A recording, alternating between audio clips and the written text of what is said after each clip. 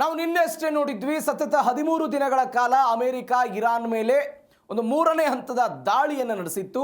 ಹಡಗಿನ ಮೇಲೆ ದಾಳಿಯಾಗಿದೆ ಅನ್ನುವ ಕಾರಣಕ್ಕಾಗಿ ಪ್ರತಿದಾಳಿಯನ್ನು ಅಮೆರಿಕಾದವರು ಮಾಡಿದ್ರು. ಅಮೆರಿಕ ಯಾವಾಗ ದಾಳಿಯನ್ನು ಮಾಡಿತ್ತೋ ಅದಕ್ಕೆ ಪ್ರತಿದಾಳಿಯಾಗಿ ಅಮೆರಿಕಕ್ಕೆ ನಾವು ಸೇಡ್ ತೀರಿಸ್ಕೊಳ್ಬೇಕು ಅಂತ ಮಧ್ಯಪ್ರಾಚ್ಯದ ಬೇರೆ ಬೇರೆ ದೇಶಗಳ ಮೇಲೆ ಇರಾನ್ನ IRGC ಅವರು ದಾಳಿ ಮಾಡಿದ್ದು ನೋಡಿದ್ವಿ. 13 ದಿನ ಕಳಿತು. 14ನೇ ದಿನಕ್ಕೆ ಈ ಬೆಳವಣಿಗೆ ಸಂಭವಿಸಿದ ನಂತರ ಡೊನಾಲ್ಡ್ ಟ್ರಂಪ್ ಅವರು ಒಂದು ಆದೇಶವನ್ನು ಕೊಟ್ಟರು, ದಾಳಿಯನ್ನು ಸ್ಥಗಿತ ಮಾಡಬೇಕು ಅನ್ನುವಂಥ ಒಂದು ಆದೇಶ. ಅದು ಈ ದಾಳಿಯ ಸ್ಥಗಿತ ಆಗಿದ್ದರ ಬಗ್ಗೆ ನಾನಾ ವಿಶ್ಲೇಷಣೆಗಳಾಗ್ತಾ ಇದೆ. ಒಂದು ಕಡೆ ಡೊನಾಲ್ಡ್ ಟ್ರಂಪ್ ಹೇಳ್ತಿದ್ದಾರೆ, ಇಲ್ಲ ನಮಗೆ ಶಾಂತಿ ಮಾತುಕತೆಯ ಅವಶ್ಯಕತೆ ಇದೆ. ಈ ಹಿಂದೆಯೂ ಕೂಡ ಶಾಂತಿ ಮಾತುಕತೆಯ ಭಾಗವಾಗಿ ಇರಾನ್ ಮೇಲೆ ಆಗಿದ್ದಂತಹ ದಾಳಿಯನ್ನು ನಾವು ಸ್ಥಗಿತ ಮಾಡೋ ಪ್ರಯತ್ನವನ್ನು ಮಾಡಿದ್ವಿ. ಆದರೆ ಪುನರಪಿ ಇರಾನ್ ಅದನ್ನು ಉಲ್ಲಂಘನೆ ಮಾಡೋ ಪ್ರಯತ್ನವನ್ನು ಮಾಡ್ತಿತ್ತು. ಹೀಗಾಗಿ ನಾವು ದಾಳಿ ಮಾಡಿದ್ವಿ. ಇದೀಗ ಮತ್ತೊಮ್ಮೆ ಚಾನ್ಸ್ ಕೊಡ್ತಾ ಇದ್ದೀವಿ, ಮಾತುಕತೆಯ ದೃಷ್ಟಿಯಿಂದ ಈ ಸ್ಥಗಿತ ಆಗಿದೆ ಅಂತ ಒಂದು ವಿಶ್ಲೇಷಣೆ ಡೊನಾಲ್ಡ್ ಟ್ರಂಪ್ ಅವ್ರ ಕಡೆಯಿಂದ ಬರ್ತಾ ಇದೆ. ಮತ್ತೊಂದು ವಿಶ್ಲೇಷಣೆ ಈ ಸ್ಥಗಿತದ ಬಗ್ಗೆ ಏನಾಗ್ತಾ ಇದೆ ಅಂತ ಹೇಳಿದ್ರೆ, ಅಮೆರಿಕದ ಖಜಾನೆಯಲ್ಲಿದ್ದಂತಹ ಎಲ್ಲ ಥಾಡ್ ಮತ್ತು ಪೆಟ್ರಿಯಾಟ್ ವ್ಯವಸ್ಥೆಗಳು ಸಂಪೂರ್ಣವಾಗಿ ಖಾಲಿಯಾಗ್ತಾ ಹೋಗ್ತಾ ಇದೆ.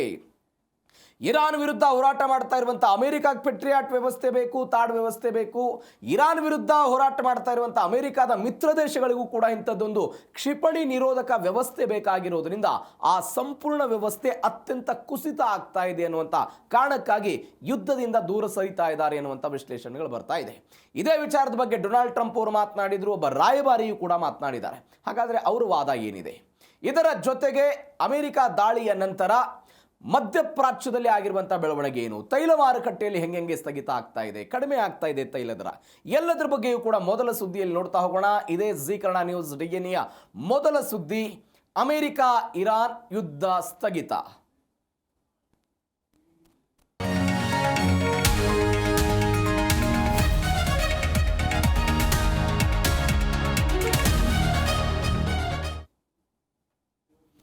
ನಿನ್ನೆಷ್ಟೇ ನಾವು ನೋಡಿದ್ವಿ, ಒಮಾನ್ನ ನಿಯೋಗ ಇರಾನ್ನ ರಾಜಧಾನಿ ಟೆಹರಾನ್ ಅನ್ನು ತಲುಪಿದೆ. ಟೆಹರಾನ್ನಲ್ಲಿ ರಾಜತಾಂತ್ರಿಕ ಮಾತುಕತೆಗಳನ್ನು ನಡೆಸ್ತಾರೆ. ಆ ರಾಜತಾಂತ್ರಿಕ ಮಾತುಕತೆಗಳ ಮುಖಾಂತರ ಉಭಯ ದೇಶಗಳ ನಡುವೆ ಆಗಿರುವಂಥ ಈ ಸಂದಿಗ್ಧ ಪರಿಸ್ಥಿತಿಯನ್ನು ಶಮನ ಮಾಡೋದಕ್ಕೆ ಈ ನಿಯೋಗ ಪ್ರಯತ್ನ ಪಡುತ್ತೆ ಅಂತ ನಾವೆಲ್ಲ ನೋಡಿದ್ವಿ.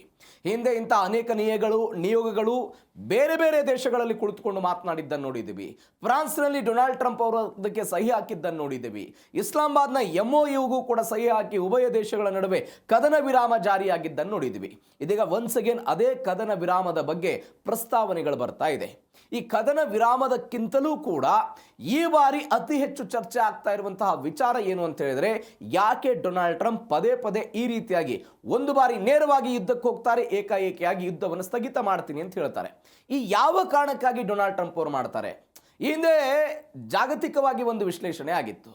ಎದುರುಗಡೆ ಇರುವಂತಹ ಶತ್ರುವಿಗೆ ಸ್ವಲ್ಪ ಸಮಯ ಕೊಟ್ಟು, ಸ್ವಲ್ಪ ಅವರಿಗೆ ಸಮಯವನ್ನು ಅವಕಾಶವನ್ನು ಕೊಡೋದ್ರ ಮುಖಾಂತರ ಪುನರಪಿ ಏಕಾಏಕಿಯಾಗಿ ದಾಳಿ ಮಾಡಿ ಅವರನ್ನು ಹೊಡೆಯುವ ಪ್ರಯತ್ನದ ಭಾಗವಾಗಿ ಡೊನಾಲ್ಡ್ ಟ್ರಂಪ್ ಅವರು ಆ ನಿಲುವನ್ನು ತೆಗೆದುಕೊಳ್ತಾ ಇದ್ದಾರೆ. ಒಂದು ಬಾರಿ ಯುದ್ಧ, ಒಂದು ಬಾರಿ ಶಾಂತಿ ಮಾತುಕತೆ, ಈ ಬಗ್ಗೆ ವಿಶ್ಲೇಷಣೆಗಳಾಗಿತ್ತು. ಯಾವಾಗ? ಈ ಹಿಂದೆ ಆಗಿದ್ದಂಥ ವಿಶ್ಲೇಷಣೆ. ಆದರೆ ಈ ಬಾರಿ ಡೊನಾಲ್ಡ್ ಟ್ರಂಪ್ ಅವರು ಯುದ್ಧವನ್ನು ಸ್ಥಗಿತ ಮಾಡಿದ್ದರ ವಿಶ್ಲೇಷಣೆಗಳು ಬೇರೆಯದ್ದೇ ರೀತಿಯಲ್ಲಿ ಹೋಗ್ತಾ ಇದೆ.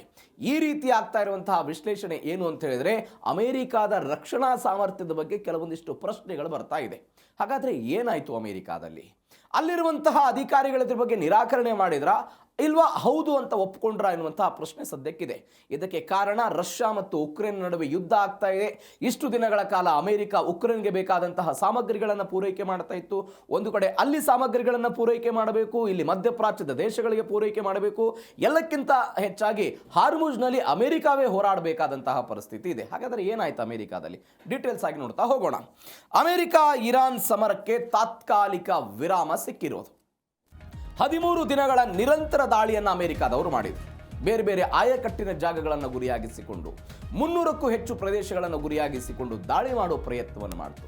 ಈ ದಾಳಿಯ ಭಾಗವಾಗಿ ಮೊಟ್ಟ ಮೊದಲ ಬಾರಿಗೆ ಇದೇ ಅಮೆರಿಕಾದವರು IRGCಯ ದೋಣಿಗಳನ್ನು ಹೊಡೆದುಳಿಸಿದ್ದನ್ನು ಕೂಡ ನೋಡಿದ್ದೀವಿ.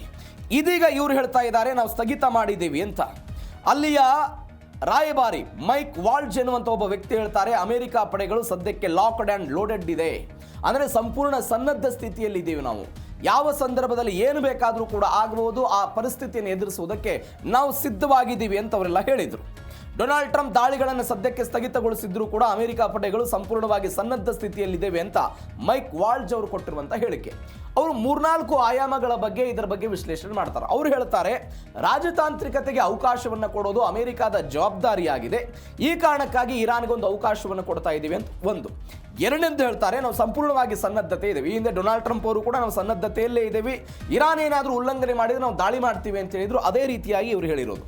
ಮೂರನೇ ಪಾಯಿಂಟ್ ಅವರು ಹೇಳ್ತಾರೆ, ಶಸ್ತ್ರಾಸ್ತ್ರ ಕೊರತೆ ಏನಾಗ್ತಿದೆ ಎನ್ನುವಂತಹ ಮಾಧ್ಯಮಗಳಲ್ಲಿ ವರದಿ ಬರ್ತಾ ಇದೆ, ಅದು ಸಂಪೂರ್ಣವಾಗಿ ಶುದ್ಧ ಸುಳ್ಳಾಗಿದೆ, ನಿರಾಕರಣೆಯನ್ನು ಮಾಡ್ತೀನಿ ಅಂತ ಅವ್ರು ಹೇಳಿದ್ರು. ನಾಲ್ಕನೇದು ಹೇಳ್ತಾರೆ ಅವರು, ಇರಾನ್ನಲ್ಲಿ ಇರುವಂತಹ ಆಂತರಿಕ ಭಿನ್ನಾಭಿಪ್ರಾಯ ಏನಿದೆ, ಇರಾನ್ನ ಆಂತರಿಕ ಭಿನ್ನಾಭಿಪ್ರಾಯವನ್ನು ಶಮನ ಮಾಡೋದಕ್ಕೂ ಕೂಡ ಅಮೆರಿಕ ಪ್ರಯತ್ನವನ್ನು ಪಡುತ್ತಿದೆ. ಆ ಮುಖಾಂತರ ಶಾಂತಿ ಒಪ್ಪಂದದ ಮಾತುಕತೆಗಳು ಆಗಬೇಕು ಅಂತ ಅಮೆರಿಕ ಬಯಸ್ತಾ ಇದೆ ಅಂತ ಈ ರಾಯಭಾರಿ ಹೇಳಿಕೆ ಕೊಟ್ಟರು. ಈಗ ಡೊನಾಲ್ಡ್ ಟ್ರಂಪ್ ಏನು ಹೇಳಿದ್ರು ಈ ವಿಚಾರಕ್ಕೆ? ಡೊನಾಲ್ಡ್ ಟ್ರಂಪ್ ಹೇಳ್ತಾರೆ, ಇರಾನನ್ನ ಸಂಪೂರ್ಣವಾಗಿ ನಾಶ ಮಾಡುವಂತಹ ಸೇನಾ ಸಾಮರ್ಥ್ಯ ಅಮೆರಿಕಕ್ಕಿದೆ. ಸದ್ಯಕ್ಕೆ ಸಂಧಾನದ ಮೂಲಕ ಒಪ್ಪಂದ ಮಾಡಿಕೊಳ್ಳೋದು ಅತ್ಯಂತ ಬುದ್ಧಿವಂತಿಕೆಯ ತಂತ್ರ ಆಗಿದೆ. ಹೀಗಾಗಿ ನಾವು ಈ ನಿರ್ಧಾರವನ್ನು ತೆಗೆದುಕೊಂಡಿದ್ದೀವಿ ಅಂತ ಡೊನಾಲ್ಡ್ ಟ್ರಂಪ್ ಅವರು ಹೇಳಿದರು. ಅಮೆರಿಕಾದಲ್ಲಿ ಈ 13 ದಿನಗಳ ಯುದ್ಧ ಅಥವಾ ಅದಕ್ಕಿಂತ ಹಿಂದೆ ಒಂದು ಬೆಳವಣಿಗೆ ಆಗ್ತಾ ಬಂದಿತ್ತು. ಏನು? ಪ್ರತಿನಿತ್ಯ ಹೋಗಿ ಮಧ್ಯಾಹ್ನ ಡೊನಾಲ್ಡ್ ಟ್ರಂಪ್ ಅವರಿಗೆ ಶ್ವೇತಭವನದಲ್ಲಿ ಅಲ್ಲಿಯ ಮಿಲಿಟರಿ ಅಧಿಕಾರಿಗಳು ಇರಾನ್ ಮೇಲೆ ಆಗಬಹುದಾದಂತಹ ಹೊಸ ದಾಳಿಯ ಯೋಜನೆಗಳನ್ನು ತೆರೆದಿಡ್ತಾ ಇದ್ರು. ಪ್ರತಿನಿತ್ಯ ಹೋಗ್ತಾ ಇದ್ರು ಮಧ್ಯಾಹ್ನ ಡೊನಾಲ್ಡ್ ಟ್ರಂಪ್ ಅವರನ್ನು ಭೇಟಿ ಮಾಡೋದು. ನೋಡಿ, ಇವತ್ತಿನ ದಾಳಿಯ ನೀಲಿ ನಕ್ಷೆ ಇಂತಿದ್ದಂತಿದೆ, ಈ ಕೇಂದ್ರವನ್ನು ಗುರಿಯಾಗಿಸಿಕೊಂಡು ದಾಳಿ ಮಾಡೋ ಪ್ರಯತ್ನವನ್ನು ಮಾಡ್ತಿದ್ದೀವಿ ಅಂತ ಹೇಳಿದ್ರಂತೆ. ಶುಕ್ರವಾರ ಎಂದಿನಂತೆ ಇದೇ ಸೇನಾ ಅಧಿಕಾರಿಗಳು ಡೊನಾಲ್ಡ್ ಟ್ರಂಪ್ ಅವರು ಮುಂದೆ ಹೋದ್ರು. ಹಿಂಗೆ ಇರಾನ್ ವಿರುದ್ಧ ಇಂಥದ್ದೊಂದು ದಾಳಿಯನ್ನು 14ನೇ ದಿನ ನಾವು ಮಾಡಬೇಕು ಅಂತ ಆಲೋಚನೆ ಮಾಡಿದ್ದೀವಿ ಅಂತ ಹೇಳಿದಾಗ ಡೊನಾಲ್ಡ್ ಟ್ರಂಪ್ ಅವರು ಹೇಳಿದ್ರಂತೆ, ಯಾವುದೇ ಕಾರಣಕ್ಕಾಗಿಯೂ ಕೂಡ ಈ ದಿನ ಇರಾನ್ ಮೇಲೆ ದಾಳಿ ಮಾಡೋದು ಬೇಡ ಅಂತ. ಎಲ್ಲಿ ಹೇಳಿರೋದು? ಶ್ವೇತಭವನದಲ್ಲಿ ಈ ಹೇಳಿಕೆಗಳನ್ನು ಕೊಟ್ಟು. ಅಂದರೆ ಸೇನಾ ಅಧಿಕಾರಿಗಳು ಒಂದು ಮ್ಯಾಪನ್ನು ಏನು ತೆಗೆದುಕೊಂಡು ಬಂದಿದ್ರು, ನೀಲಿ ನಕ್ಷೆಯನ್ನು ಏನು ತೆಗೆದುಕೊಂಡು ಬಂದಿದ್ರು, 14ನೇ ದಿನದ ದಾಳಿಯ ಭಾಗವಾಗಿ ಅದನ್ನು ನಿರಾಕರಣೆ ಮಾಡುವ ಮುಖಾಂತರ ಅವರು ಹೇಳಿದ್ರಂತೆ, ಇಲ್ಲ, ಒಮಾನ್ ದೇಶದ ಉನ್ನತ ಮಟ್ಟದ ನಿಯೋಗ ಈಗಾಗಲೇ ಟೆಹರಾನ್ ತಲುಪಿದೆ, ಟೆಹರಾನ್ ಅವರು ಇರಾನ್ನ ಜೊತೆಗೆ ಮಾತುಕತೆ ನಡೆಸ್ತಾ ಇದ್ದಾರೆ, ಹೀಗಾಗಿ ಯಾವುದೇ ಕಾರಣಕ್ಕಾಗಿಯೂ ಕೂಡ ನಾವು ದಾಳಿಯನ್ನು ಮಾಡೋದು ಬೇಡ ಅಂತ ಹೇಳಿ ಇದನ್ನು ನಿರಾಕರಣೆ ಮಾಡೋ ಪ್ರಯತ್ನವನ್ನು ಮಾಡಿದ್ರಂತೆ. ಅಂದರೆ ಡೊನಾಲ್ಡ್ ಟ್ರಂಪ್ ಅವರೇ ಸ್ವತಃ ಈ ನಿರ್ಧಾರವನ್ನು ತೆಗೆದುಕೊಂಡು ಇರಾನ್ ವಿರುದ್ಧದ ದಾಳಿಯನ್ನ ಈ ಪರಿಪ್ರಮಾಣದಲ್ಲಿ ನಿಲ್ಲಿಸಿದ್ದಾರೆ ಅಂತ ಅಮೆರಿಕಾದಿಂದ ವಿಶ್ಲೇಷಣೆ ಬರ್ತಾ ಇದೆ. ನೀವು ನೋಡಿ, ಫೆಬ್ರವರಿ 28ಕ್ಕೆ ಯುದ್ಧ ಶುರುವಾಯಿತು. ಮೊದಲ ಹಂತದ ಕದನ ವಿರಾಮ ಘೋಷಣೆ ಆಗಿದ್ದು ಏಪ್ರಿಲ್ 7ನೇ ತಾರೀಕು 2026. ಮೊದಲ ಹಂತದಲ್ಲಿ ಘೋಷಣೆ ಆಯಿತು. ಮೊದಲು 20 ದಿನಗಳು ಅಂತ ಹೇಳಿದ್ರು. ಅದಾದ ನಂತರ ಎರಡನೇ ಒಪ್ಪಂದ ಜೂನ್ 14ನೇ ತಾರೀಕಿಗೆ ಆಗುತ್ತೆ. ಜೂನ್ 14ನೇ ತಾರೀಕಿಗೆ ಒಪ್ಪಂದ ಆದಾಗ ಏನಾಗುತ್ತೆ ಅಂತ ಹೇಳಿದ್ರೆ, ಮುಂದಿನ 60 ದಿನಗಳ ಕಾಲ ನಾವು ವೇಟ್ ಆ್ಯಂಡ್ ವಾಚ್ ಮಾಡ್ತೀವಿ, ಅಲ್ಲಿಯ ತನಕ ಕದನ ವಿರಾಮವಿರುತ್ತೆ, ಯಾವುದೇ ಕಾರಣಕ್ಕೂ ದಾಳಿ ಆಗಬಾರ್ದು, ಪ್ರತಿ ದಾಳಿ ಆಗಬಾರ್ದು ಅಂತ ಹೇಳಿದರು.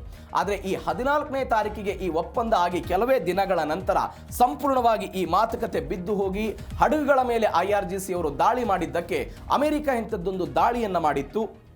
ಆದರೆ ಇದೀಗ ಅಮೆರಿಕ ಸ್ವತಃ, ಅಂದರೆ ಇರಾನ್ ಪದೇ ಪದೇ ಹೇಳ್ತಾ ಇತ್ತು, ಅಮೆರಿಕ ನಮ್ಮ ಮೇಲೆ ದಾಳಿ ಮಾಡಿದರೆ ನಾವು ಪ್ರತಿ ದಾಳಿ ಮಾಡ್ತೀವಿ, ಯಾವುದೇ ಕಾರಣಕ್ಕಾಗಿಯೂ ಕೂಡ ಸುಮ್ಮನೆ ಕೂರಲ್ಲ ಅಂತ. ನೀವು ನೋಡಿ, ಇಡೀ ಯುದ್ಧ ಶುರುವಾದ ಮೊದಲ ದಿನದಿಂದಲೂ ಕೂಡ ಯಾವತ್ತು ಹೋಗಿ, ಈಗ ಪಾಕಿಸ್ತಾನದ ವಿರುದ್ಧ ಆಪರೇಷನ್ ಸಿಂಧೂರ್ ಭಾರತವನ್ನು ನಾವು ಮಾಡಿದಾಗ ಪಾಕಿಸ್ತಾನದವರೇ ಕೇಳ್ಕೊಂಬಂದ್ರು ನಮ್ಮ ಹತ್ರ, ನಮಗೆ ಕದನ ವಿರಾಮ ಘೋಷಣೆ ಆಗಬೇಕು, ನಮ್ಮ ದೇಶದಲ್ಲಿ ಸಿಕ್ಕಾಪಟ್ಟೆ ಹಾನಿ ಆಗ್ತಿದೆ ಅಂತ.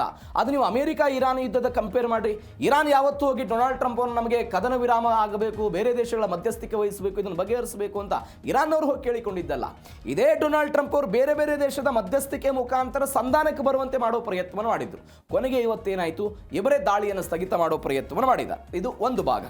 ಎರಡನೇ ಭಾಗ, ಅಸ್ತ್ರಗಳ ಕೊರತೆ ವರ್ಸಸ್ ಡೊನಾಲ್ಡ್ ಟ್ರಂಪ್ ಅವರ AI ಕಿಚ್ಚು. ನಾನು ಅವಾಗಲೇ ಹೇಳಿದೆ, ಈ ಯುದ್ಧ ಸ್ಥಗಿತ ಮಾಡೋದಕ್ಕೆ ಏನೆಲ್ಲ ಕಾರಣಗಳಿರಬಹುದು. ಕಾರಣಗಳು ಈಗ ಬರ್ತಾ ಇರುವಂತಹ ಮಾಹಿತಿಯ ಪ್ರಕಾರ ಅಮೆರಿಕಾದ ಶಸ್ತ್ರಾಸ್ತ್ರಗಳು ಕೊರತೆ ಆಗ್ತಾ ಇದೆ. ಅದರಲ್ಲೂ ವಿಶೇಷವಾಗಿ ಶತ್ರುಗಳ ಕ್ಷಿಪಣಿಯನ್ನು ತಡೆದುಕೊಳ್ಳಬಹುದಾದಂಥ, ಅವುಗಳನ್ನು ವಿರೋಧಿಸುವಂತಹ, ಅವುಗಳನ್ನು ನಾಶ ಮಾಡುವಂತಹ ಶಕ್ತಿ ಸಾಮರ್ಥ್ಯ ಪೆಟ್ರಿಯಾಟ್ ಮತ್ತು ತಾಡ್ ವ್ಯವಸ್ಥೆಗೆ ಇತ್ತು. ಅದನ್ನು ಇದೀಗ ಸಂಪೂರ್ಣವಾಗಿ ಖಾಲಿ ಆಗ್ತಾ ಇದೆ ಅಂತ, ಪೆಟ್ರಿಯಾಟ್ ಕ್ಷಿಪಣಿ ಖಾಲಿ ಆಗ್ತಾ ಇದೆ ಅಂತ ಸದ್ಯಕ್ಕೆ ಬರ್ತಾ ಇರುವಂಥ ವರದಿ. ನೀವು ನೋಡಿ, ಅಮೆರಿಕ ರಕ್ಷಣಾ ಉದ್ಯಮ ಏನಿದೆ, ಒಂದು ವರ್ಷಕ್ಕೆ ಸಿದ್ಧಪಡಿಸುವಂತಹ ಪೆಟ್ರಿಯಾಟ್ ಕ್ಷಿಪಣಿಗಳ ಸಂಖ್ಯೆಗಿಂತ, ಜಸ್ಟ್ ಇಮ್ಯಾಜಿನ್, ಒಂದು ವರ್ಷಕ್ಕೆ ಸಿದ್ಧಪಡಿಸುವಂತಹ ಪೆಟ್ರಿಯಾಟ್ ಕ್ಷಿಪಣಿಗಳಿಂದ ಕಳೆದ 5 ತಿಂಗಳ ಇರಾನ್ ವಿರುದ್ಧದ ಯುದ್ಧದಲ್ಲಿ ಅಮೆರಿಕ ಬಳಕೆ ಮಾಡಿದಂತಹ ಕ್ಷಿಪಣಿಗಳ ಪ್ರಮಾಣ ದೊಡ್ಡ ಮಟ್ಟದಲ್ಲಿದೆ ಅಂತ ವರದಿಗಳು ಬರ್ತಾ ಇದೆ. ಈ ಪರಿಪ್ರಮಾಣದಲ್ಲಿ ಅಮೆರಿಕ ಅದನ್ನು ಬಳಕೆ ಮಾಡಿಕೊಂಡಿದ್ದಾರೆ. ಹೊಸ ಉತ್ಪನ್ನಗಳನ್ನು ಚಾಲ್ತಿಗೆ ತರುವ ವೇಗಕ್ಕಿಂತಲೂ ಕೂಡ ಬೇಡಿಕೆ ಅನ್ನೋದು ಆ ಪರಿಪ್ರಮಾಣದಲ್ಲಿ ವೇಗದಲ್ಲಿ ದೊಡ್ಡದಿದೆ. ಒಂದು ಕಡೆ ಉಕ್ರೇನಿಗೆ ಕೊಡಬೇಕು, ಕುವೈತ್, ಬಹರೇನ್, ಸೌದಿ ಅರೇಬಿಯಾ, ಬೇರೆ ಬೇರೆ ಮಧ್ಯಪ್ರಾಚ್ಯದ ದೇಶಗಳಿಗೆ ಕೊಡಬೇಕು, ಅಮೆರಿಕ ತನ್ನ ಬಳಿ ಇಟ್ಕೊಳ್ಬೇಕು. ಹೀಗಾಗಿ ಇಲ್ಲಿ ಕೊರತೆ ಆಗುತ್ತೆ ಅಂತ ಅವರೆಲ್ಲ ಹೇಳ್ತಾ ಇದ್ದಾರೆ. ಅಮೆರಿಕದ ಜಂಟಿ ಸೇನಾ ಮುಖ್ಯಸ್ಥರು ಮಧ್ಯಪ್ರಾಚ್ಯದ ಕಮಾಂಡರ್ಗಳು ಅಧ್ಯಕ್ಷ ಡೊನಾಲ್ಡ್ ಟ್ರಂಪ್ ಅವರಿಗೆ ಒಂದೇನೋ ಸಭೆ ಮಾಡಿದರಂತೆ. ಇಂತಿಂತಹ ಪರಿಸ್ಥಿತಿ ಇದೆ, ಹೀಗಾಗಿ ದಾಳಿಯನ್ನು ಸ್ಥಗಿತ ಮಾಡೋಣ ಅಂತ ಒಂದು ಲೆಕ್ಕಾಚಾರ ಇದೆ. ಏನು ಲೆಕ್ಕಾಚಾರ ಇದು? ಮೊದಲು ಮಿತ್ರ ರಾಷ್ಟ್ರಗಳ ಸುರಕ್ಷತೆಗೆ ದೊಡ್ಡ ಮಟ್ಟದ ಆತಂಕ ಬರುತ್ತೆ. ಒಂದು ವೇಳೆ ನಾಳೆ ಇವೆಲ್ಲವೂ ಕೂಡ ಖಾಲಿಯಾದರೆ ಇರಾನ್ ಅತ್ಯಂತ ಕಡಿಮೆ ದರದ ಡ್ರೋನ್ಗಳನ್ನು ನಮ್ಮ ವಿರುದ್ಧ ಬಳಕೆ ಮಾಡ್ತಾರೆ, ಅವತ್ತು ನಾವು ದಾಳಿಗೆ ಬೆಲೆಯನ್ನು ತೆರಬೇಕಾಗುತ್ತೆ, ಹೀಗಾಗಿ ದಾಳಿಯನ್ನು ಸ್ಥಗಿತ ಮಾಡೋಣ ಅಂತ ಒಂದು ಹೇಳಿದಂತೆ. ಎರಡನೇದ್ದು, ಯುದ್ಧದ ಮೊದಲು ಅಮೆರಿಕದ ಬಳಿ ಇದ್ದಂಥ ಪೆಟ್ರಿಯಾಟ್ಗಳ ಸಂಖ್ಯೆ ಎಷ್ಟಿತ್ತು ಅಂತ ಹೇಳಿದ್ರೆ 2330 ಇತ್ತು. ಯುದ್ಧದ ಮೊದಲು, ಇದು ಫೆಬ್ರವರಿ 28ಕ್ಕಿಂತ ಮೊದಲು 5 ತಿಂಗಳಲ್ಲಿ ಬಳಕೆ ಮಾಡಿದ್ದೆಷ್ಟು ಇವರು 1700 ಪೆಟ್ರಿಯಾಟ್ ಇವುಗಳನ್ನು ಬಳಕೆ ಮಾಡಿದ್ದಾರೆ. ಅಂದರೆ 2330 ಪೈಕಿ 1500ರಿಂದ 1700 ಬಳಕೆ ಆಯಿತು ಅಂತ. ಇದೀಗ ಯುದ್ಧ ಶುರುವಾಯಿತಲ್ಲ 28ನೇ ತಾರೀಕಿಗೆ, 28 ಮಾರ್ಚ್ 1 ಮಾರ್ಚ್ 2 ಮಾರ್ಚ್ 3 ಮಾರ್ಚ್ 4ನೇ ತಾರೀಕು, ಈ 5 ದಿನಗಳಲ್ಲಿ ಇದೇ ಪೆಟ್ರಿಯಾಟ್ ವ್ಯವಸ್ಥೆನ 800 ಅಮೆರಿಕಾದವರು ಬಳಕೆ ಮಾಡಿದ್ದಾರೆ. ಅಮೆರಿಕ ಮತ್ತು ಮಧ್ಯಪ್ರಾಚ್ಯದ ದೇಶಗಳು ಇವರೆಲ್ಲರೂ ಕೂಡ ಸೇರಿಕೊಂಡು 800ಅನ್ನು 5 ದಿನಗಳಲ್ಲಿ ಬಳಕೆ ಮಾಡಿದರು. ಈಗ ಅಮೆರಿಕದ ಬಳಿ ಇರುವಂಥ ವ್ಯವಸ್ಥೆ ಎಷ್ಟಿದೆ? ಕೇವಲ 1000ಕ್ಕಿಂತ ಕಡಿಮೆ ಆ ವ್ಯವಸ್ಥೆ ಇದೆ ಅಂತ ಅಮೆರಿಕದ ವರದಿಗಳು ಬರ್ತಾ ಇರೋದು. ಲಾಕ್ಹೀಡ್ ಮಾರ್ಟಿನ್ ಎನ್ನುವಂತಹ ಒಂದು ಸಂಸ್ಥೆ ಇದನ್ನು ಉತ್ಪಾದನೆ ಮಾಡುತ್ತೆ ಅಮೆರಿಕಾದಲ್ಲಿ, ಈ ಪೆಟ್ರಿಯಾಟ್ ವ್ಯವಸ್ಥೆಯನ್ನು. ಅವರು ಪ್ರಸ್ತುತವಾಗಿ ವರ್ಷಕ್ಕೆ ಎಷ್ಟು ಉತ್ಪಾದನೆ ಮಾಡ್ತಾರೆ? 600 ಕ್ಷಿಪಣಿಗಳನ್ನು ಮಾತ್ರ ಉತ್ಪಾದನೆ ಮಾಡುವಂತಹ ಶಕ್ತಿ ಸಾಮರ್ಥ್ಯ ಈ ಸಂಸ್ಥೆಗಿದೆ. ಆದರೆ ಅಮೆರಿಕ ತನ್ನ 5 ದಿನಗಳ ಯುದ್ಧದಲ್ಲಿ ಬಳಕೆ ಮಾಡಿದ್ದು 800.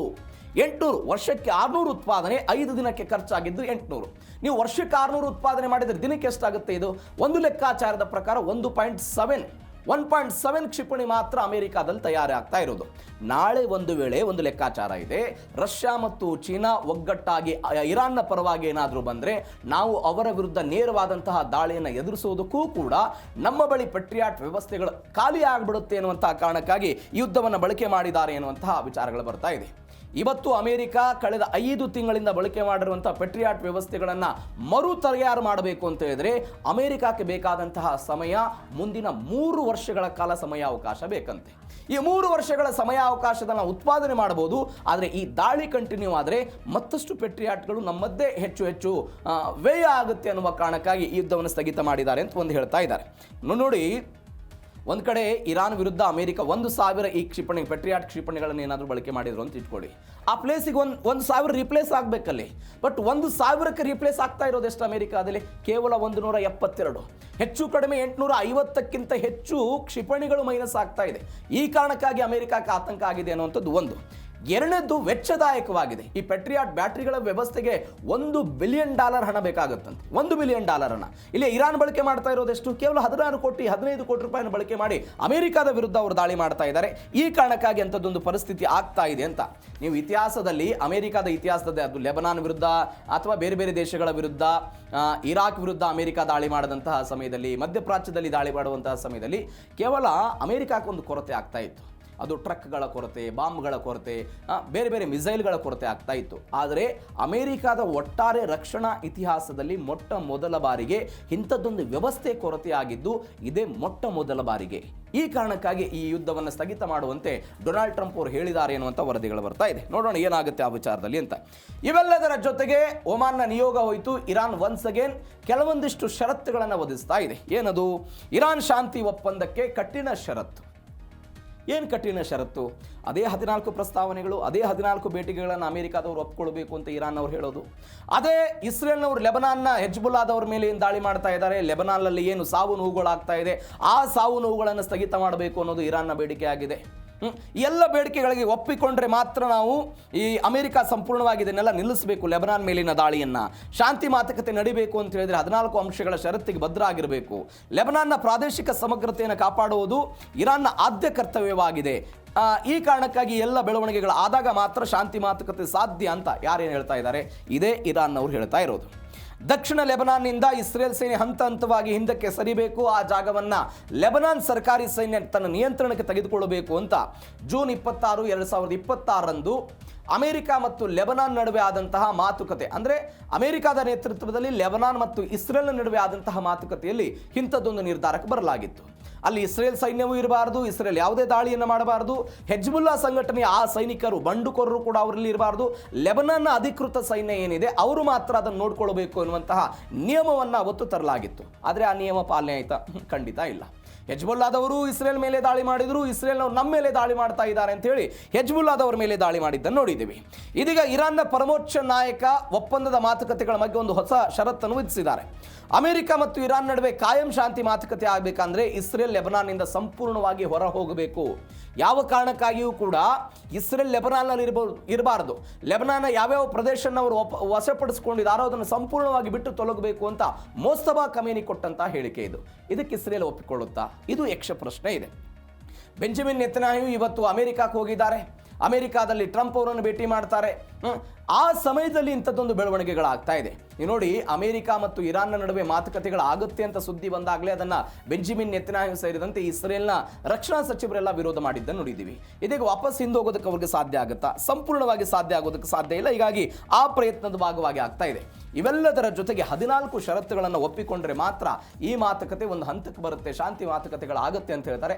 ಇಸ್ರೇಲ್ ಅದನ್ನು ಹೆಂಗೆ ಸ್ವೀಕಾರ ಮಾಡುತ್ತೆ ಅದನ್ನು ಕಾದು ನೋಡೋಣ. ಇದರ ಜೊತೆಗೆ ತೈಲ ಮಾರುಕಟ್ಟೆಗೆ ಒಂದು ಬಿಗ್ ರಿಲೀಫ್ ಸಿಕ್ಕಿದೆ. ನಾವು ನಿನ್ನೆಯ ತನಕ ಒಂದು ಬೆಳವಣಿಗೆ ಬಗ್ಗೆ ನೋಡಿದ್ವಿ. ತೈಲ ಮಾರುಕಟ್ಟೆಯಲ್ಲಿ ಪ್ರತಿ ದಿನವೂ ಕೂಡ ತೈಲದ ಬೆಲೆ ಏರಿಕೆ ಆಗ್ತಾ ಇದೆ. ತೈಲ ಬೆಲೆ ಏರಿಕೆ, ಬ್ರೆಂಟ್ ಕಚ್ಚಾ ತೈಲ ಆಗಿರ್ಬೋದು, ಬೇರೆ ಬೇರೆ ದೇಶಗಳಲ್ಲಿ ತೈಲ ದರ ಏರಿಕೆ ಆಗ್ತಾ ಇದೆ ಅಂತ ನೋಡಿದ್ವಿ. ಆದರೆ ಈಗ ಬರ್ತಾ ಇರುವಂಥ ಒಂದು ಸಮಾಧಾನಕರ ಸುದ್ದಿ ಅಂತ ಹೇಳಿದ್ರೆ ಅದು ಕಚ್ಚಾ ತೈಲದ ದರ ಇಳಿಕೆ ಆಗಿದ್ದನ್ನು ನೋಡ್ತಾ ಇದ್ದೀವಿ. ಕಚ್ಚಾ ತೈಲ ಬೆಲೆ $4ರಿಂದ 4.9 ಇಳಿಕೆ ಆಗಿದೆ. ಪ್ರತಿ ಬ್ಯಾರಲ್ಗೆ $92.02 ತಲುಪಿದೆ. ಇತ್ತೀಚೆಗೆ ಬ್ರೆಂಟ್ ಕಚ್ಚಾ ತೈಲ ದರ $102 ಸೃಷ್ಟಿ ಮಾಡಿತ್ತು. ಇದೀಗ ಅದು ಕಡಿಮೆ ಆಗಿದೆ ಅಂತ ಅಂತಾರಾಷ್ಟ್ರೀಯ ವರದಿಗಳು ಬರ್ತಾ ಇರೋದು. ನೀವು ನೋಡಿ, ಅಮೆರಿಕ ಮತ್ತು ಇರಾನ್ ನಡುವೆ 3ನೇ ಬಾರಿಗೆ ಕದನ ವಿರಾಮ ಏರ್ಪಡುತ್ತಲ್ಲ, ಆ ಸಮಯದಲ್ಲಿ ಕಚ್ಚಾ ತೈಲದ ಬೆಲೆ 4.9 ಇಳಿಕೆಯಾಗಿ ಇದೀಗ $92.02 ಬಂದಿದೆ. ಮೊದಲ 2-3 ದಿನಗಳಲ್ಲಿ, ಅಂದರೆ ಈ 13 ದಿನಗಳ ಕಥೆ ಹೇಳ್ತಾ ಇದ್ದೇನೆ. ಈ ಯುದ್ಧ ಶುರುವಾಗಿ ಈ 13 ದಿನಗಳ ಪೈಕಿ ಮೊದಲ 2-3 ದಿನಗಳಲ್ಲಿ ಏನಾಯಿತು ಅಂತ ಹೇಳಿದ್ರೆ ಪ್ರತಿ ಬ್ಯಾರಲ್ಗೆ $95 ಗಡಿಯನ್ನು ದಾಟಿತು. ಇರಾನ್ ತೈಲ ರಫ್ತು ಸಂಪೂರ್ಣವಾಗಿ ಸ್ಥಗಿತಗೊಳ್ಳಬಹುದು ಎನ್ನುವಂತಹ ಭೀತಿ ದೊಡ್ಡ ಮಟ್ಟದಲ್ಲಿ ಇದಕ್ಕಿತ್ತು ಅಂತ ಒಂದು. ಅದಾದ ನಂತರ ಯುದ್ಧ ಶುರುವಾಗಿ ಒಂದು 5 ದಿನಕ್ಕೆ ಏನಾಯಿತು, 5ರಿಂದ 9ನೇ ದಿನದ ಅವಧಿಯಲ್ಲಿ ಇರಾನ್ ಪಡೆಗಳು ಏನು ಮಾಡಿದ್ರು, ಈ ಪರ್ಷಿಯನ್ ಗಲ್ಫ್ನಲ್ಲಿ ಅಮೆರಿಕಾದ ಮಿತ್ರ ರಾಷ್ಟ್ರಗಳು ತೈಲ ಟ್ಯಾಂಕರ್ಗಳ ಮೇಲೆ ದಾಳಿ ಮಾಡಿದ್ದನ್ನು ನೋಡಿದ್ವಿ. ಈ ತೈಲ ಟ್ಯಾಂಕರ್ಗಳ ಮೇಲೆ ದಾಳಿಯಾಗಿದ್ದರ ಪರಿಣಾಮವಾಗಿ ಕೇವಲ 48 ಗಂಟೆಗಳಲ್ಲಿ ಪ್ರತಿ ಬ್ಯಾರಲ್ಗೆ $98 ಜಿಗಿತಾಗಿದ್ದನ್ನು ನೋಡಿದ್ವಿ. ಅಂದರೆ ಸರಿಸುಮಾರು ಅಲ್ಲಿಂದ $3 ಏರಿಕೆ ಆಯಿತು ಕೇವಲ 2 ದಿನಗಳ ಆಸುಪಾಸಲ್ಲಿ. ಅದಾದ ನಂತರ ದಾಳಿ 10ನೇ ದಿನದಿಂದ 13ನೇ ದಿನದ ತನಕ ಒಂದು ಬೆಳವಣಿಗೆ ಆಯಿತು. ಇಲ್ಲೇನಾಯಿತು ಅಂತ ಹೇಳಿದ್ರೆ ಅರಬ್ ರಾಷ್ಟ್ರಗಳ ಪ್ರಮುಖ ಇಂಧನ ಕೇಂದ್ರಗಳು, ಎಲ್ಲೆಲ್ಲಿ ಕುಡಿಯುವ ನೀರನ್ನು ಸಂಸ್ಕರಣೆ ಮಾಡುವಂತಹ ವ್ಯವಸ್ಥೆ, ಅದು ಕುವೈತ್ ಆಗಿರ್ಬೋದು, ಸೌದಿ ಅರೇಬಿಯಾ ಆಗಿರ್ಬೋದು, ಬಹರೇನ್, ಎಲ್ಲೆಲ್ಲಿ ಕುಡಿಯುವ ನೀರಿನ ಸಂಸ್ಕರಣಾ ಘಟಕಗಳಿತ್ತು ಅವುಗಳನ್ನು ಕೇಂದ್ರೀಕರಿಸಿಕೊಂಡು ಇದೇ IRGC ಅವರು ದಾಳಿ ಮಾಡೋ ಪ್ರಯತ್ನವನ್ನು ಮಾಡಿದರು. ಒನ್ಸ್ ಅಗೇನ್ ಏನೋ ಮಧ್ಯಪ್ರಾಚ್ಯದಲ್ಲಿ ಡ್ಯಾಮೇಜ್ ಆಗ್ತಾ ಇದೆ, ಅವರಿಗೆ ಕುಡಿಯೋದಕ್ಕೆ ನೀರು ಸಿಗದೇ ಇದ್ದರೆ ನಮಗೆಲ್ಲಿ ತೈಲ ಕೊಡ್ತಾರೆ ಎನ್ನುವಂಥ ಆತಂಕ ತೈಲ ಮಾರುಕಟ್ಟೆಯಲ್ಲಿ ದೊಡ್ಡ ಮಟ್ಟದಲ್ಲಿ ಆಯಿತು. ಆ ಸಮಯದಲ್ಲಿ ದೊಡ್ಡ ಮಟ್ಟದ ಹೆಚ್ಚಳ ಆಗಿ $100 ಆಸುಪಾಸಿಗೆ ಬಂದಿದ್ದನ್ನು ನೋಡಿದ್ವಿ. ಇದೀಗ 13 ದಿನಗಳ ಭೀಕರ ಈ ಯುದ್ಧ ಬೆಳವಣಿಗೆಗಳ ನಂತರ ತೈಲ ಬೆಲೆ ಇಳಿಕೆ ಆಗಿದ್ದನ್ನು ನೋಡ್ತಾ ಇದ್ದೀವಿ. ಇದು ಎಷ್ಟು ದಿನ ಇರುತ್ತೆ? ಇದು ಸದ್ಯಕ್ಕಿರುವಂಥ ಯಕ್ಷ ಪ್ರಶ್ನೆ. ಹಾರ್ಮುಜ್ ಜಲಸಂಧಿಯನ್ನು ಮುಕ್ತ ಮಾಡ್ತೀವಿ, ಎಲ್ಲ ಹಡಗುಗಳಿಗೆ ಓಡಾಟಕ್ಕೆ ಅವಕಾಶವನ್ನು ಮಾಡಿಕೊಡ್ತೀವಿ, ಇತ್ಯಾದಿ ಎಲ್ಲವೂ ಕೂಡ ಆಗಿತ್ತು. ಇದೀಗ ಇರಾನ್ಗೆ ಹಿಂದೆ ಒಂದು ಅವಕಾಶವನ್ನು ಕೊಟ್ಟಿತ್ತಲ್ಲ ಅಮೆರಿಕ, ತಾನು ಉತ್ಪಾದನೆ ಮಾಡಿರುವಂಥ ತೈಲವನ್ನು ಮತ್ತೊಂದು ದೇಶಕ್ಕೆ ಇರಾನ್ ಅವರು ಮಾರಾಟ ಮಾಡಬಹುದು ಅಂತ. ಅಂದರೆ ಅದು ಆಗಸ್ಟ್ 21ರ ತನಕ ಅದಕ್ಕೆ ಅವಕಾಶ ಇತ್ತು. ಆದರೆ ಈ ಹಡಗುಗಳ ಮೇಲೆ ದಾಳಿ ಮಾಡಿದ್ದಕ್ಕೆ ಅಮೆರಿಕಾದವರು ಅದನ್ನು ತಡೆದು ಬಿಟ್ಟಿದ್ರು. ಒನ್ಸ್ ಅಗೇನ್ ಅಮೆರಿಕಾದವರು ಅದಕ್ಕೆ ಅವಕಾಶವನ್ನು ಕೊಡ್ತಾರಾ? ಅಥವಾ ಇರಾನ್ ತನ್ನ ತೈಲವನ್ನು ಅಂತಾರಾಷ್ಟ್ರೀಯ ಮಾರುಕಟ್ಟೆಗೆ ತರದೇನೆ ಮತ್ತೊಮ್ಮೆ ತೈಲ ವಿಚಾರದಲ್ಲಿ ಬಿಕ್ಕಟ್ಟುಗಳು ಸೃಷ್ಟಿಯಾಗುತ್ತಾ? ಕಾದು ನೋಡೋಣ ಏನಾಗುತ್ತೆ ಅಂತ. ಇವೆಲ್ಲದರ ಜೊತೆಗೆ ಮಹತ್ವದ ಬೆಳವಣಿಗೆ ಆಗ್ತಾ ಇದೆ. ಬೆಂಜಮಿನ್ ನೆತನ್ಯಾಹು ಮತ್ತು ಡೊನಾಲ್ಡ್ ಟ್ರಂಪ್ ಭೇಟಿ ಆಗ್ತಾ ಇದ್ದಾರೆ. ಈ ಭೇಟಿಯ ಉದ್ದೇಶದ ಬಗ್ಗೆ ಅನೇಕ ಚರ್ಚೆಗಳಾಗ್ತಾ ಇರೋದು. ಇಸ್ರೇಲ್ ಪ್ರಧಾನಿ ಬೆಂಜಮಿನ್ ನೆತನ್ಯಾಹು ಅವರೆಲ್ಲ ಇದೀಗ ಎಲ್ಲಿಗೆ ಹೋಗ್ತಾ ಇದ್ದಾರೆ? ಅಮೆರಿಕಕ್ಕೆ ತೆರಳುತ್ತಾ ಇದ್ದಾರೆ ಅನ್ನುವಂಥ ಸುದ್ದಿ. ಅಂದರೆ ಶ್ವೇತಭವನದಿಂದಲೇ ಅವ್ರಿಗೊಂದು ಆಹ್ವಾನ ಬಂದಿದೆ. ಆ ಆಹ್ವಾನದ ಭಾಗವಾಗಿ ಬೆಂಜಮಿನ್ ನೆತನ್ಯಾಹು ಅಲ್ಲಿಗೆ ಹೋಗ್ತಾ ಇದ್ದಾರೆ. ಇಷ್ಟು ದಿನಗಳ ಕಾಲ ಆರೋಪ ಪ್ರತ್ಯಾರೋಪ, ಇವರನ್ನು ಅವ್ರು ಬೈತಾ ಇದ್ರು, ಅವರನ್ನು ಇವರು ಬೈತಾ ಇದ್ದದ್ದನ್ನೆಲ್ಲ ನೋಡಿದ್ವಿ. ಇವೆಲ್ಲದರ ನಡುವೆ ನೆತನ್ಯಾಹು ಇಸ್ರೇಲ್ನ ಪ್ರಧಾನಿ, ಅವರು ಅಮೆರಿಕಕ್ಕೆ ಹೋಗ್ತಾ ಇರೋದು ಒಂದು ಕುತೂಹಲ. ಒಂದು ಕಡೆ ಇತ್ತೀಚೆಗೆ ಬಂಧನದ ವಾರೆಂಟ್ ಬೆಂಜಮಿನ್ ನೆತನ್ಯಾಹು ಅವರ ವಿರುದ್ಧ ಇದ್ದಿದ್ದನ್ನು ನೋಡಿದ್ದೀವಿ. ಆ ಬಂಧನದ ವಾರೆಂಟ್ ಇದ್ದಾಗಲೂ ಕೂಡ ಡೊನಾಲ್ಡ್ ಟ್ರಂಪ್ ನೆತನ್ಯಾಹು ಅವರನ್ನು ಸಪೋರ್ಟ್ ಮಾಡಿದ್ದನ್ನು ನೋಡಿದ್ದೀವಿ. ಇದೀಗ ಅಧ್ಯಕ್ಷ ಟ್ರಂಪ್ ಅವರೊಂದಿಗೇನೋ ಮಾತುಕತೆ ನಡೆಸ್ತಾರಂತೆ. ಯಾವ ಮಾತುಕತೆಗಳ ಬಗ್ಗೆ ಚರ್ಚೆ ಆಗ್ಬೋದು? ಸಹಜವಾಗಿ ಅದು ಸಂಧಾನದ ಬಗ್ಗೆ ಏನು ಚರ್ಚೆ ಆಗುತ್ತೆ, ಸಂಧಾನ ಆಗುತ್ತಾ, ಸಂಧಾನ ಆದರೆ ಅಮೆರಿಕಾದಿಂದ ಇರಾನ್ಗೆ ಏನು ಸಿಗುತ್ತೆ, ಇರಾನ್ಗೆ ಅದು ಸಿಕ್ಕರೆ ಇಸ್ರೇಲ್ನ ಬುಡಕ್ಕೆ ಹೆಂಗೆ ಬರುತ್ತೆ, ಯಾವ ಕಾರಣಕ್ಕಾಗಿಯೂ ಕೂಡ ಸಂಧಾನ ಆಗಬಾರ್ದು ಎನ್ನುವಂಥ ಒಂದು ವಿಚಾರ. ಎರಡನೇದ್ದು, ಮಾತುಕತೆ ಆಗದೆ ಒನ್ಸ್ ಅಗೇನ್ ಎಫೆಕ್ಟ್ ಫ್ಯೂರಿ 2.0 ನಂತೆ ಮತ್ತೊಂದು ಹಂತದ ಯುದ್ಧ ಏನಾದರೂ ಹೋದರೆ ಸೇನಾ ಸಹಕಾರವನ್ನು ಇಸ್ರೇಲ್ನಿಂದ ಹೆಂಗೆ ಪಡೆದುಕೊಳ್ಬೇಕು, ಹೇಗೆ ಸಿದ್ಧತೆಯಲ್ಲಿ ಇರಬೇಕು ಅನ್ನೋದ್ರ ಬಗ್ಗೆ ಚರ್ಚೆ ಆಗ್ಬೋದು ಎನ್ನುವಂಥ ನಿರೀಕ್ಷೆ ಇದೆ. ಮೂರನೇದ್ದೇನಿದೆ ಬೆಳವಣಿಗೆ ಅಂತ ಹೇಳಿದ್ರೆ ಗಾಜಾ ಮತ್ತು ಲೆಬನಾನ್. ಯಾವ ಲೆಬನಾನ್ ವಿಚಾರದಲ್ಲಿ ಇರಾನ್ ಇವತ್ತು ಪಟ್ಟು ಸಡಿಲಿಸದೆ ಲೆಬನಾನ್ನಿಂದ ಇಸ್ರೇಲ್ ದೂರ ಹೋಗಬೇಕು ಅಂತ ಅಮೆರಿಕಕ್ಕೊಂದು ಷರತ್ತನ್ನು ವಿಧಿಸ್ತಾ ಇದೆಯೋ, ಆ ಷರತ್ತಿನ ಬಗ್ಗೆಯೂ ಕೂಡ ಡೊನಾಲ್ಡ್ ಟ್ರಂಪ್ ನೆತನ್ಯಾಹು ಅವರ ಜೊತೆಗೆ ಮಾತನಾಡುವಂತಹ ಸಾಧ್ಯತೆ ಇದೆ. ಯಾಕಂದರೆ ನೆತನ್ಯಾಹು ಅವರು ಕಡ್ಡಿ ಮುರಿದಂಗೆ ಹೇಳಿದ್ದಾರೆ, ನಾವು ಯಾವುದೇ ಕಾರಣಕ್ಕಾಗಿಯೂ ಕೂಡ 1982ರಲ್ಲಿ ಅಸ್ತಿತ್ವಕ್ಕೆ ಬಂದಿರುವ ಹೆಜ್ಬುಲ್ಲಾವನ್ನು ಮಟ್ಟ ಹಾಕುವ ತನಕ ನಾವು ಇಲ್ಲಿಂದ ದಕ್ಷಿಣ ಲೆಬನಾನ್ನಿಂದ ಹಿಂದೆ ಸರಿಯಲ್ಲ ಅಂತ ನೆತನ್ಯಾಹು ಅವರು ಹೇಳಿದರು, ಅಲ್ಲಿ ರಕ್ಷಣಾ ಸಚಿವರು ಕೂಡ ಹೇಳಿದರು. ಈ ವಿಚಾರದಲ್ಲಿ ಏನು ಸ್ಟ್ಯಾಂಡ್ ಆಗುತ್ತೆ, ಹೀಗಾಗಿ ಶ್ವೇತಭವನದತ್ತ ಎಲ್ಲರ ಕಣ್ಣಿದೆ. ಇವರ ಭೇಟಿ ಏನಾಗುತ್ತೆ ಕಾದ್ ನೋಡೋಣ.